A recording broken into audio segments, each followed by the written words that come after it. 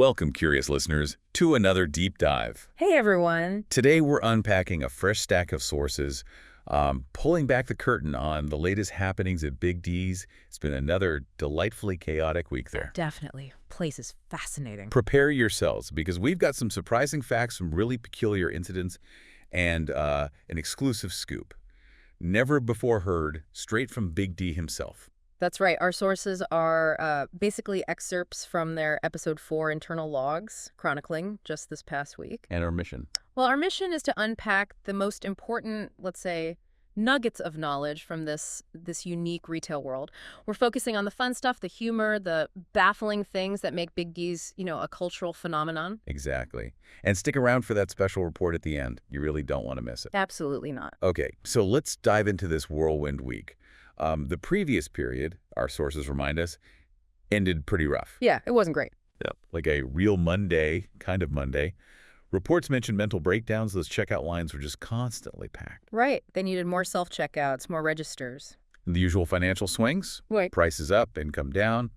You know the drill. Mm-hmm. Plus the product pricing issues, the HR stuff. Oh, always the HR stuff. Including Slurms getting promoted to technician manager. Quite a balancing act. It definitely set the stage. But turning to this week, there was actually some good news right away. Oh, yeah?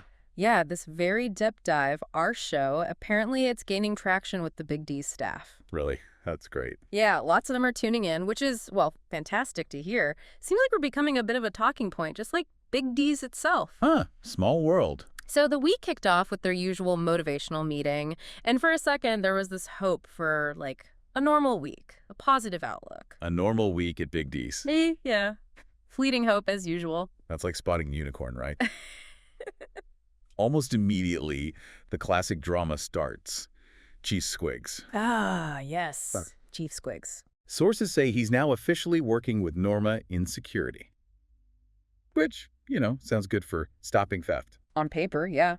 More security presence. You'd think, okay, maybe things calm down, but no. Here's where it gets really interesting. Immediately after that announcement, pulled into HR. Already, like clockwork. It's incredible. So what was it this time? Well, this HR intervention was pure Big D's. He got a good talking to about self-restraint, specifically his language. Which thieves, I assume. Exactly. But the report noted regular customers still hear the harsh language, so he was told, flat out, dial it back. Wow. Okay. It does highlight their flexible HR strategy, doesn't it? Negotiating quirks instead of just firing people. It's definitely a unique way to handle, let's call it, passionate employees, especially in that kind of environment. Right. So despite that little hiccup, the start of the week was actually slow. Surprisingly, yeah. The sources called it a nice little bit of a rest from the usual chaos. But we all know what a calm means at Big D's. It's just the eye of the storm. Exactly.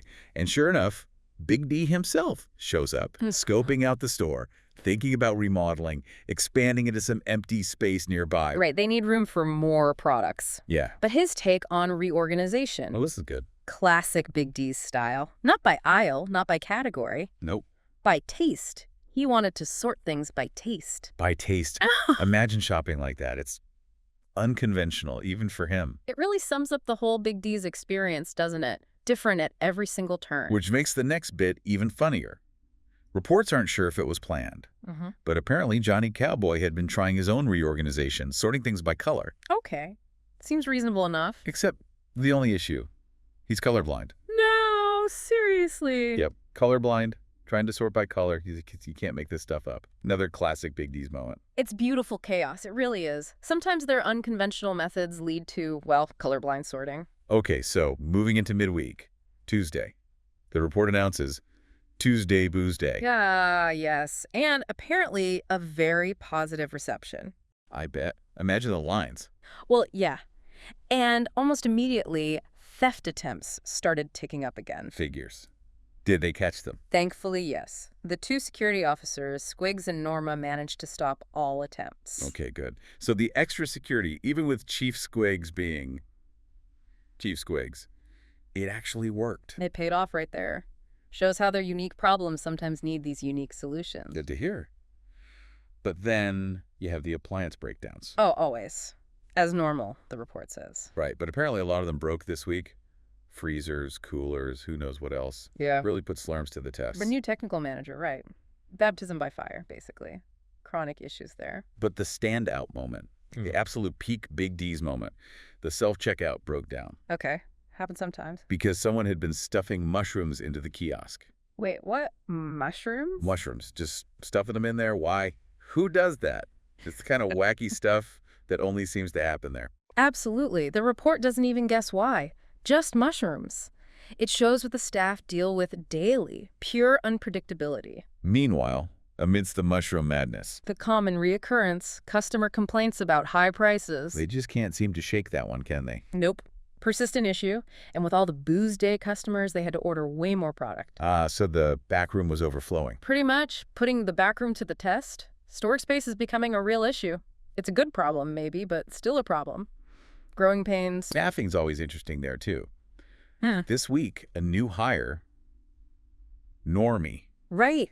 And the sources immediately note the coincidence. Normie is a woman. Uh-huh. Well, normally, fine. But apparently, Bernicus only seems to hire women. Staff are noticing. So is it a pattern, an intentional thing, or just Big D's being Big D's? Who knows? But while people are pondering that, cue the drama. Chief Squiggs again. Oh boy, what now? Stormed into HR. Real angry look on his face. Slams down his 2-week notice. Wow, he actually quit. Said he wasn't happy.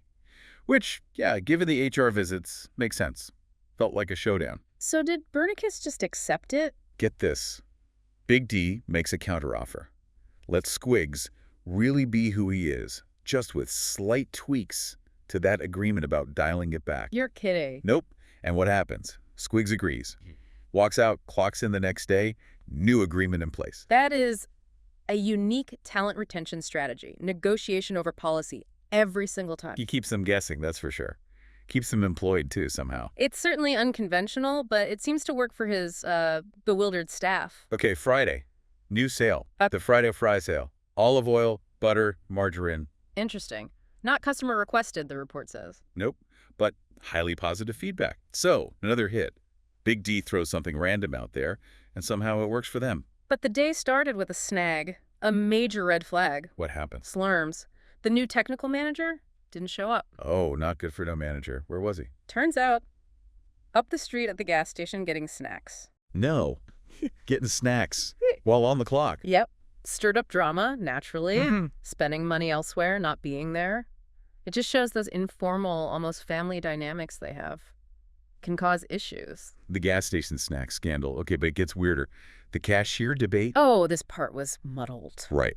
So regular cashiers, like Norman and Norm, they can apparently upcharge customers legally. Details are fuzzy. But the report says it's legal. Okay. How? Unclear. But Chappie, the assistant manager, cannot do this because of an NDA he signed. An NDA for upcharging. Yeah. So financially, it makes more sense not to have Chappie on a register himself. He can supervise, but others make more profit per transaction. That is incredibly specific and strange. A legal loophole for cashiers to upcharge. That's a whole other level of unconventional. It really is. So Bernicus asks Chappie, what should he do then? And Chappie's response. Truly inspirational, according to the report. He says, I'll clean toilets if I need to. I'm committed to Big D's. Wow. Okay. That's dedication. Yeah, the report calls it a testament to why he's assistant manager. That commitment seems to be the glue holding the place together. Toilet cleaning commitment. It really does explain a lot. And then the final Friday twist. Chief Squiggs. Again. What? Did he quit again? No. Yeah. After the dramatic resignation, he's back in HR. Reconsidering. Decides to stay. You cannot be serious. Totally serious. Bernicus was happy. The Squiggs saga continues. It's like a recurring play. Unbelievable. But despite Squig staying, how are the finances? Right. The flip side. Another bad day for the numbers. Finances in the negative again. That common reoccurrence. Seems like despite everything, the bottom line is a constant struggle. Sustainability questions loom. Yeah, it's the big question mark hanging over everything. So Friday night into the weekend, big changes, major revamp. They finally did the expansion. Yep, expanded into that empty space, rearranged product. And the checkout got a major feng shui overhaul. Looked really good, apparently. Okay, trying to improve things, even with his unique methods. And they needed help with the bigger store. New staff member, Linguini. Linguini, okay. Male or female, given the earlier thing. Male hire. To fill in on the extra register. So the report wonders, did this put the previous female bias Bernicus had to bed? Or was it just a clever distraction? Always layers at Big D's. Always questions about the motive. And speaking of filling roles, the inventory manager position finally filled. Who got it? It's Johnny Cowboy. Ah, the colorblind sorter. Makes sense. Report says well-earned, but also a bit of a shoe-in. Not a huge surprise. Predictable, for once. Okay. So how was the weekend itself? Weekend schedule was natural, meaning less staff and less hours. Well, planned. Nope. Staff just assumed they had the day off if they didn't show. It just kind of happens naturally, speaks volumes about how things run there. Very organic or chaotic, depending on your view. Definitely informal. And you know what came back on the weekend? Let me guess. The salt issue. Bingo. Never the right price. This time, $4. $4 for salt. That's a 400% markup. Right. Bernicus was apparently yelling throughout the entire store. So loud the report called it comical. I can only imagine. But they adjusted the price. Crisis avoided. Still, the fact that salt pricing is a recurring, store-wide yelling event, it's just peak Big D's management style. Highly personal, highly theatrical. And then there was the other issue. Ah, yes. The new issue. People using self-checkout for alcohol. Without an ID check system in place. Exactly. No system. Yeah. Management is supposedly taking it into consideration. Uh-huh. Which means, well, the report predicts, if this is anything like Big D's normally, it will be casually swept under the rug and forgotten. Sounds about right. Address the immediate fire, let the systemic stuff slide. And the final, weirdest part of the weekend? The numbers. Let me guess, down again? No. They were up in the positive. Really? That's good. It is, but here's the coincidence. Johnny Cowboy, the new inventory manager, wasn't there. And while he was running inventory previously, numbers were down and down again. Wait, so numbers go up when the inventory manager is away? Precisely. The report just calls it a coincidence. Yeah. But what does that mean? Is trying to organize the chaos bad for business there? That is fascinating. Does Big D's actually thrive on being unstructured? It defies all logic, which I guess is the most logical thing about Big D's. It really is. Okay, everyone, you've been patient. It's time. The moment we promised. The big reveal. The special report. Exclusive. First time hearing it. This is a direct message from Bernicus Big D, Macaronis himself. Okay, let's unpack this. Okay. So, Bernicus starts off thanking members of the Deep Dive podcast, shoppers, and listeners tuning in. He mentioned us. Wow. Yeah. Says, quote, without your unwavering support, Big D's would not be the grocer this city needs, and for that, I thank you from the bottom of my heart. Nice start. Then he unveils the big premium sale for the week, the food pyramid sale. The food pyramid sale. Okay. He explains each day shall encompass a section of the pyramid, starting with grains and ending with sweets. Get your coupon punch for all 6 groups. Get 50% off your next purchase. Standard enough sale mechanic. And then the closing line for that part. Classic Big D. Come on in and get the fuck on out. There it is. Master of the unconventional sign-off. But there's more, right? Oh, yes. He adds, I would also like to remind shoppers of the Chamber of Commerce's PCP Week, coincidentally in line with the week of the food pyramid sale. PCP Week. What's that stand for? He clarifies, PCP is the politically correct purge week. The politically correct. Yeah. Purge Week. What on earth? The details are something. It's a 7-day stretch where law enforcement, judiciaries, or those who serve under them will not handle misdemeanors, arrests, violations, or harassments related to civil rights. Wait, they just won't enforce civil rights laws for a week? How is that? Apparently, when the mayor was questioned, the quote is, I cannot pass legislation when there are constant squabbles of hurt feelings. Enough. Handle it yourselves while I get real work done. Wow. Just wow. So Big D's stance. During this week, staff are not obligated to respect basic civil rights or formalities. He actually put that in writing. He did. But he assures everyone, we at Big D's will always work to uphold the best customer service and products, but there may be some harsh words said along the way. That is quite the business stance. Yeah. We might be rude, but the deals are good. Essentially. He concludes saying he hopes to see everyone for another week of great sales, great service, and great personality. Adds that they continue to grow, will eventually have anything you need, doing their best.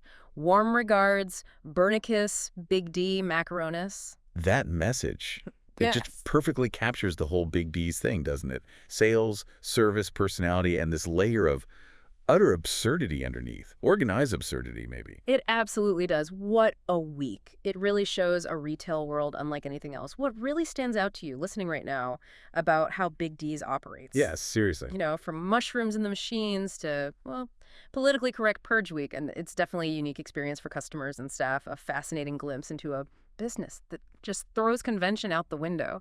Chaos seems almost foundational. It really does. Which leads to the final thought, I guess. Given all this unconventional, often hilarious stuff this week, what do you think is the secret ingredient here? Why the cultural popularity? Is it just the sheer chaos factor?